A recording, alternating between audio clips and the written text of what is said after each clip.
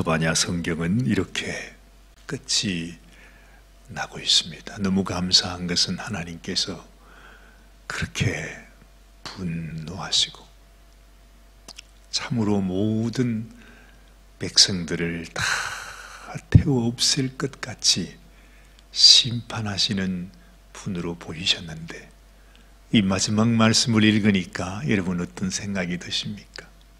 하나님의 마음, 하나님의 그 본심은 우리에게 재앙을 주시는 분이 아니라 우리에게 참 소망을 주시는 분이시다. 지금은 우리가 이해하지 못하고 지금은 우리가 보지 못하고 알 수 없어도 우리를 향하신 하나님의 변함없는 뜻은 우리에게 하나님의 은혜를 베푸시고 우리를 세워주시고 우리에게 칭찬과 명성을 얻게 하시고 우리로 하여금 우리 안에서 하나님의 그 한없는 사랑이 우리 가운데 이루어지는 것, 이것이 하나님의 마음이죠.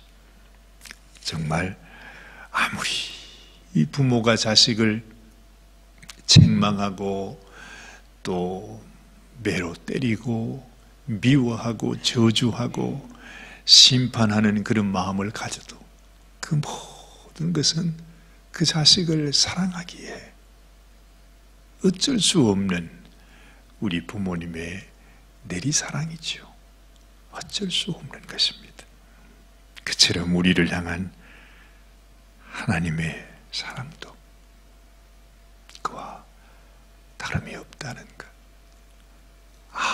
아무리 무섭게 보이고 아무리 하나님께서 나를 정말로 죽이실 것 같은 그런 모습으로 보여도 하나님의 마음은 우리를 사랑하시는, 어찌하든지 우리를 향하신 하나님의 뜻과 하나님의 그 섭리와 하나님의 그 구원의 계획을 우리에게 알게 하시기를 원하시는 하나님의 마음을 알게 되는 것입니다. 우리가 그 마음을 알고 오늘 또다시 이 스바냐 3장을 통해서 하나님의 너무 무서운 하나님의 심판의 말씀을 우리가 다시 보십시다.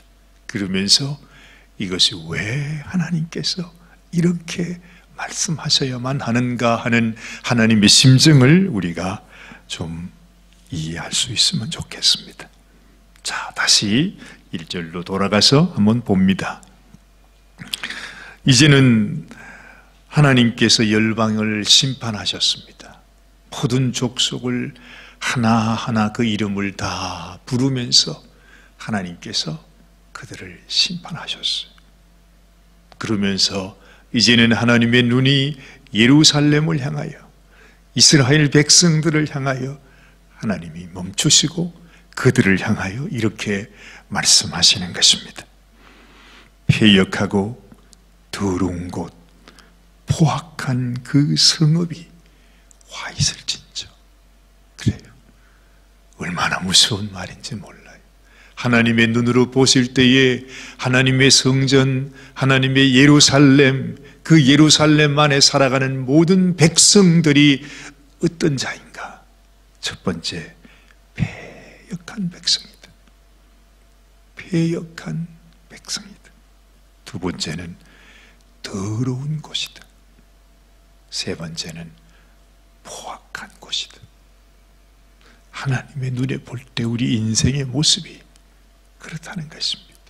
그래도 예루살렘은 모든 이방 족속들은 말할 것도 없고 그 하나님을 섬기는 백성들 가운데 가장 그래도 인간이 생각하기에는 거룩한 곳이고 그래도 하나님을 섬기는 곳이고 그래도 언제나 하나님을 예배하는 곳이고 모든 백성들이 모여서 하나님 앞에 예배하는 장소가 바로 거기입니다.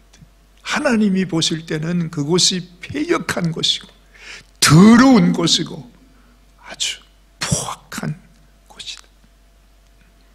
예루살렘 성전을 찾아갔던 예수님의 눈에 보인 그들의 모습이 어떤 모습이었는가? 패역한 백성이요 더러운 곳이요 포악한 곳이다. 하나님이 친히 채찍을 들 수밖에 없는, 그리고 하나님이 예배하는 그들을, 그 상을 둘러 엎어버리고 그들을 다 쫓아낼 수밖에 없는 그곳이 바로 하나님의 성전이었다 하는 것이.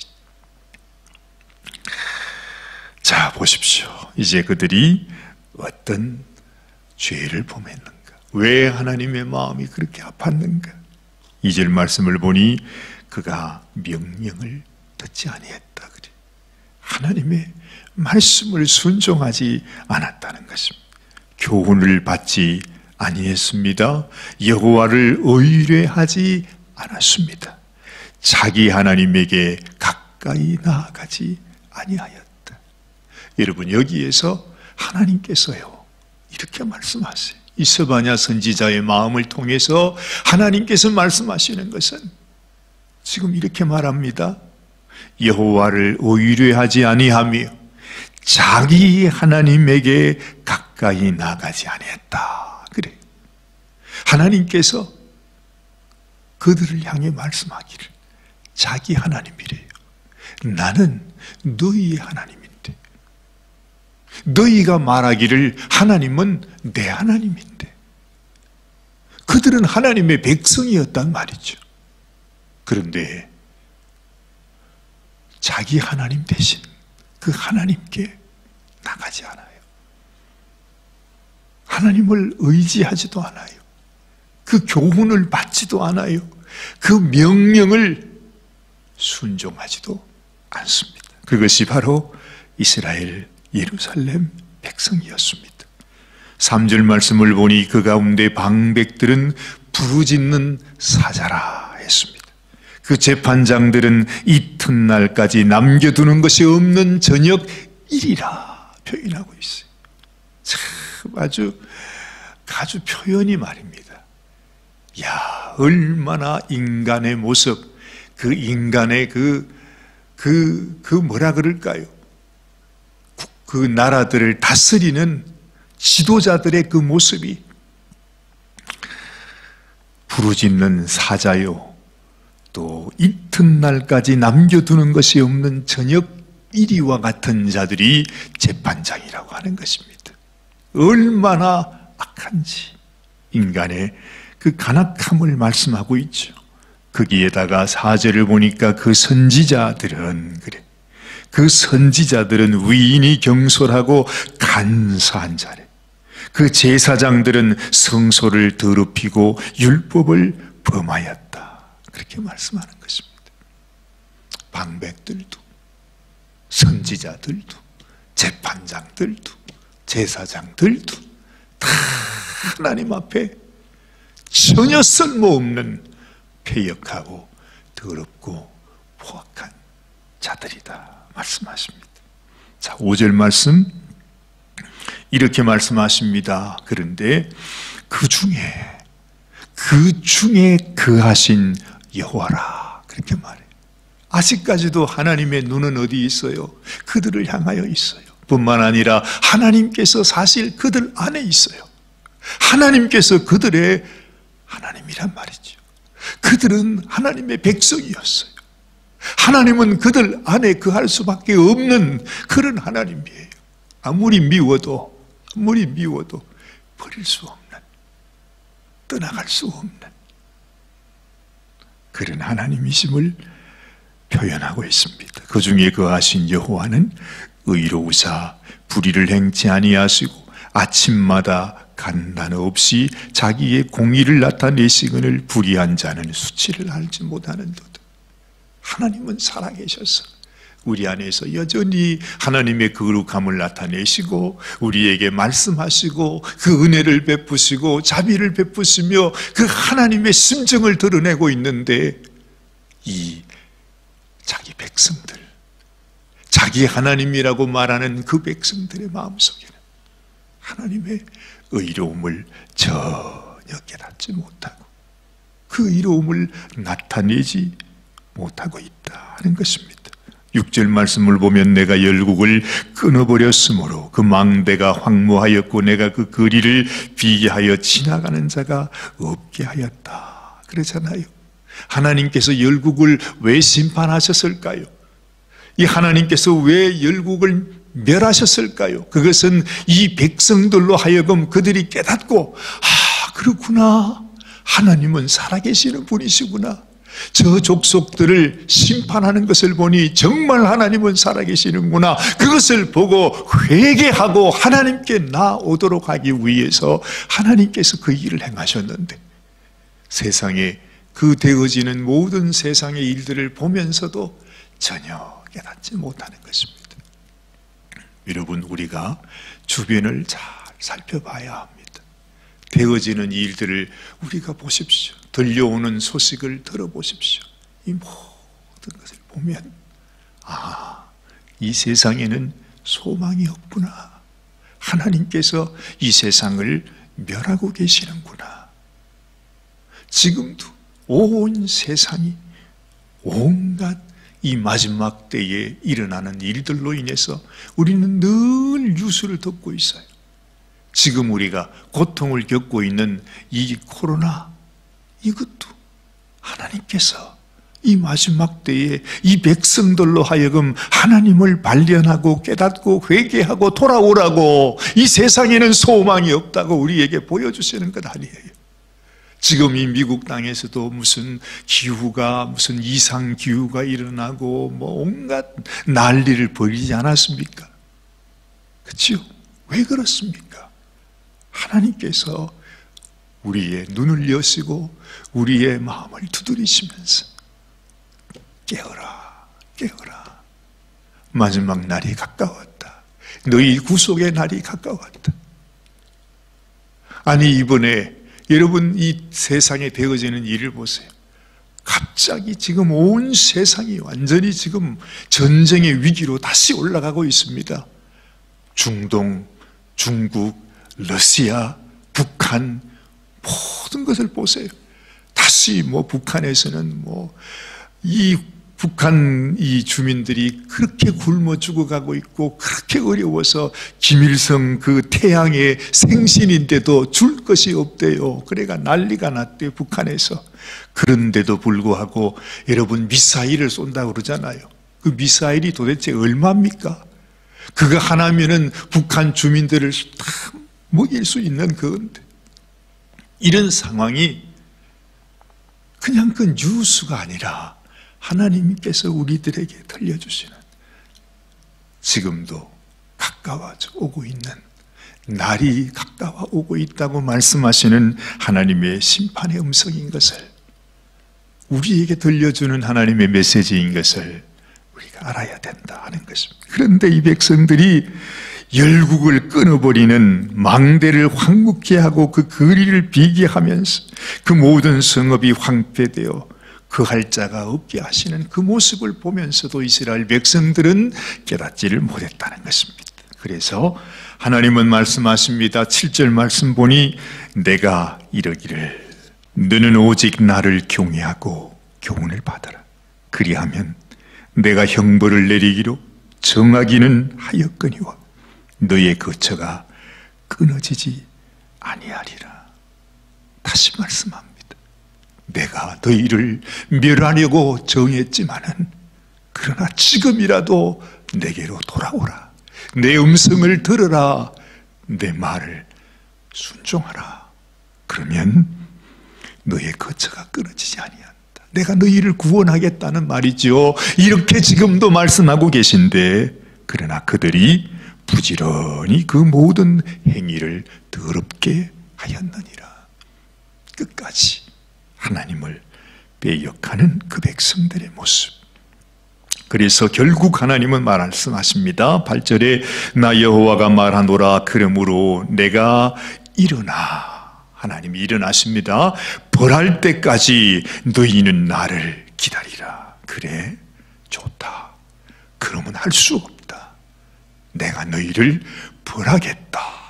하나님이 일어서시겠다는 말입니다. 내가 뜻을 정하고 나의 분한과 모든 진노를 쏟으려고 나라들을 소집하며 열국을 모으리라. 온 땅이 나의 질투의 불에 소멸되리라.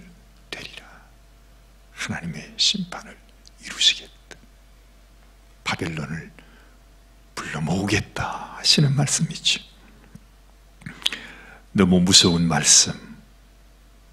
정말 인간의 패역함과 더러움과 포악함, 인간의 죄악이 어쩔 수 없이, 정말 어쩔 수 없이 그렇게 하는데도 결국에는 그 구원의 길로 가지 않고 제발로 멸망의 길로 가는 그 백성들이 너무너무 안타깝잖아요. 제가 엊그젠가 제 마음속에 그런 생각이 들었어요. 갑자기 제가 제 사무실에서 이 건물 안으로 들어왔는데요, 갑자기 새 한 마리가 우리 교회 안에 들어왔어요. 이 새가 막 날아 들어왔는데 저쪽 식당에 저쪽 창문이 열려 있으니까 마침 그때는 이걸 다 걷어서 유리창이 이렇게 깨끗하게 보이더라고요. 새가요 바깥으로 나가려고 날아가지고 그 유리창에 가가지고는 쾅 바다가 뚝 떨어져. 그래가지고 또 가더니 또 나가겠다고, 또 그 창문을 향해 가더니 또 탁 받쳐가지고 또 떨어지고. 얼마나 불쌍한지. 그냥 그 새가 바깥에 있을 때는 조그만하게 보였는데 세상에 여기 들어오니까요, 그 새가 꽤 커요. 글쎄 무슨 새인지는 몰라도 그냥 거기서 나가겠다고 막 푸덕푸덕 하는데, 무서워서 제가 가서 잡지도 못하고, 이걸 어떻게 그래가지고서 저쪽에 바깥에 나가는 문이 있잖아요. 저쪽 문을 제가 이렇게 열어놓고 새 쪽으로 가서 그쪽으로 밀려고 하는데, 이놈이 그것도 모르고 그냥 거기서 막힌 창문으로 말이죠. 이러다가 내가 죽겠어, 안 되겠어요. 그래가지고 막 거기서 새를 살려주겠다고 그렇게 했는데, 다행히 감사하게 이 새가 막 날더니 그 열려진 문으로 탁 나가더라고요.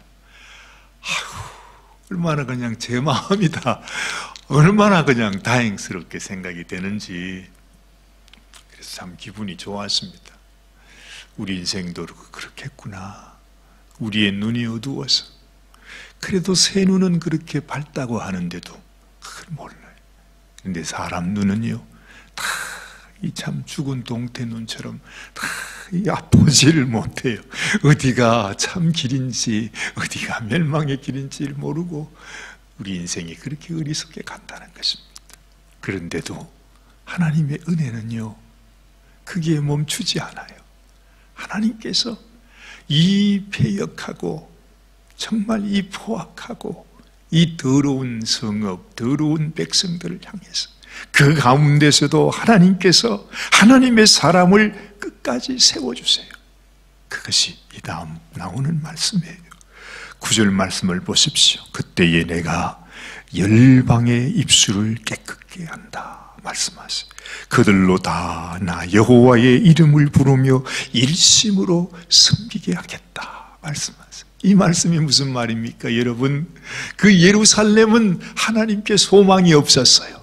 그런데 하나님께서 예전에 그렇게 심판을 행하시던 그 이방인들, 그 열국들을 향해서 하나님께서 그들이 하나님께 돌아올 수 있도록 그렇게 말하잖아요. 이 주인이, 왕이 잔치를 베풀었는데 잔치를 초청한 사람들은 오지를 않아.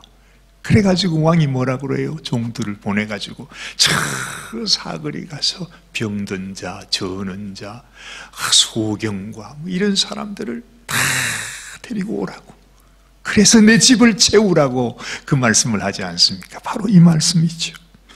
내게 구하는 백성들 곧 내가 흩은 자의 딸이 구수 하수 건너편에서부터 예물을 가지고 와서 내게 드릴지라 생각지도 못한 저 구수의 딸들이 하나님께 나와서 하나님을 경배한다는 것입니다. 11절 그날에 내가 내게 범죄한 모든 행위를 인하여 수치를 당하지 아니할 것은 그때에 내가 너희 중에서 교만하여 자랑하는 자를 제하여 너로 나의 성산에서 다시는 교만하지 않게 할 것입니다. 사람들이 다 심판받을 것 같지만 그 가운데서 하나님께서 남겨두신 남은 백성들이 있다는 것입니다. 다 정말 패역한 백성들 가운데 그 가운데서 하나님을 발견하고 깨닫고 회개하고 하나님의 은혜를 알고 하나님의 본심을 알고 하나님께로 나오는 백성들이 있다 하는 것입니다. 12절에 내가 곤고하고 가난한 백성을 너희 중에 남겨두리니 그들이 여호와의 이름을 의탁하여 보호를 받을 것이라. 하나님이 이 땅에 남겨주신, 하나님이 보호해 주시는 백성이 어떤 사람이냐? 어떻게 말하고 있어요? 곤고하고 가난한 백성이래요. 그래서 여러분, 이 세상에서 우리가 곤고하고 가난한 것, 그건 저주가 아니에요. 오히려 내가 가난함으로 인하여 하나님께 나갈 수 있지요.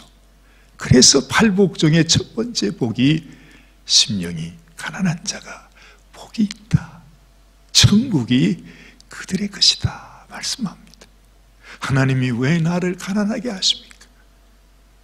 내 심령이 가난하게 하시려고. 그래야 우리가 복 있는 사람이 되니까. 그래야 천국 갈 수 있으니까. 얼마나 우리 마음이 높아졌는지 몰라요. 여러분, 우리 너무너무 많은 성도들이 한평생을 하나님을 섬긴다고 말하면서도 우리 자신이 하나님 앞에서 얼마나 교만한지 모르지요. 사실은 인생이 하나님 앞에 이렇게 패역하고 더럽고 포악하게 되는 이유가 뭐냐 하면 그 이유는 단 한 가지, 우리 인생의 교만함을 버리지 못해서 그런 거죠. 하나님 무서운 줄을 모르고 교만하여 높아지는.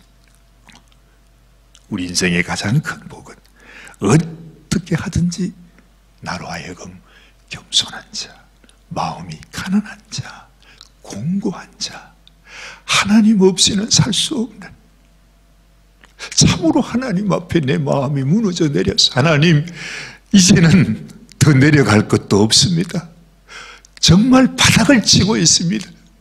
하나님만이 나의 소망일 뿐입니다. 내게는 아무 소망이 없습니다. 하나님은 사실은 그것을 기다리고 있는 것입니다.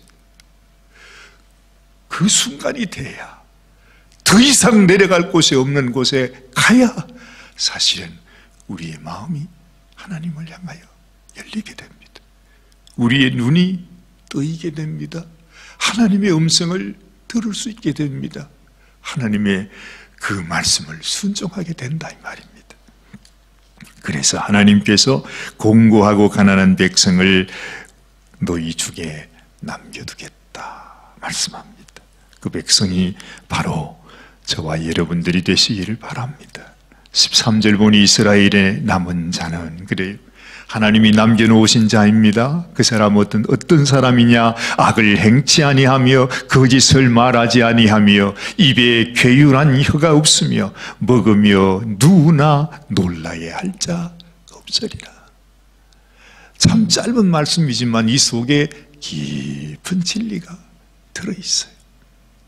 하나님의 말씀을 의지하는 자, 악을 행치 아니하고 거짓을 말하지 아니하며 입에 괴유한 혀가 없으며, 하나님을 의지하고 하나님을 사랑하는 사람은 먹으나 누우나 놀라게 할 자가 없대요. 이 세상이 간 것 없다는 것입니다. 여러분, 세상에 어떤 일이 생겨도 하나님을 소망하는 자는 놀라지 않아요.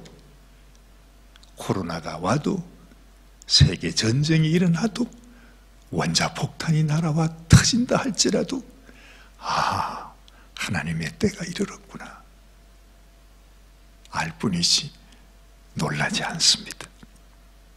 시온에 따라 노래할지어다. 이스라엘아 기쁘게 부를지어다. 예루살렘 따라 전심으로 기뻐하며 즐거워할지어다. 아이고, 이 하나님의 심판날에 우리가 왜 기뻐합니까? 그 심판 가운데 하나님이 남겨놓은 남은 백성이 되는 것, 하나님께 속한 자가 되는 것이 얼마나 귀합니까? 여호와가 너의 형벌을 제하였고 너의 원수를 쫓아내었으며 이스라엘 왕 여호와가, 자 다시 보십시오. 이스라엘 왕 여호와가 너의 중에 있으니. 그래, 참으로 하나님이 우리 속에 계신, 하나님이 거하시는 그 사람, 하나님의 백성, 참 하나님의 백성이 소중하다는 것입니다. 그날에, 아니 네가 다시는 화를 당할까 두려워하지 아니할 것이라. 그날에 사람이 예루살렘에게 이르기를 두려워하지 말라. 시온아 네 손을 늘어뜨리지 말라. 여러분, 우리가 낙심하지 말라는 것입니다. 어떤 환난 속에서도 우리가 좌절하지 말라는 것입니다. 너의 하나님 여호와가 너의 가운데 계시니. 하나님이 우리 가운데 계시대요. 정말 하나님은 우리 하나님이에요. 우리는 하나님의 백성이고요. 그리고 하나님은 지금 우리 가운데 계신다는 것입니다. 이것이 소중합니다. 이 세상 어떤 일을 만나도, 어떤 상황 속에 계셔도 하나님이 내 안에 계신다. 그분이 전능하신 하나님이시다. 그러면서 고백하죠. 그는 구원을 베푸실 전능자시라. 그가 너로 인하여 기쁨을 이기지 못하여 하시며 너를 잠잠히 사랑하시며 너로 인하여 즐거이 부르며 기뻐하시리라. 더 이상 염려하지 말라. 두려워하지 말라. 근심하지 말라. 내가 너와 함께 함이니라. 오늘 이 아침에도 여러분의 마음속에 나를 그토록 사모하시고 사랑하시고 내 가운데 거하기를 원하셔서 이 땅에 오셔서 나의 삶을 사시고 나의 짐을 지시고 나의 모든 죄를 담당하시고 내가 받을 모든 심판을 다 당하시며 사망을 이기고 살아나신 그 예수님, 그 예수님 행하신 모든 일들이 하나님이 나를 사랑하시기에, 하나님이 내 안에 거하시기를 원하셔서 영원토록 떠나지 않고 내 안에 나의 전능하신 하나님이 되시기를 원하셔서 행하신 일이라는 사실을 다시 한번 기억하시길 바랍니다. 하나님은 우리에게 우리를 칭찬과 명성으로 높여주실 것이다. 그 말씀을 하고 있지 않습니까? 절대로 우리가 이 세상 가운데 수욕을 당하지 아니하고 하나님의 칭찬과 명성을 얻게 하리라. 나 여호와의 말이니라. 우리에게 주시는 주님의 음성으로 받으시기를 주님의 이름으로 축원합니다. 기도하십시다. 하나님, 예,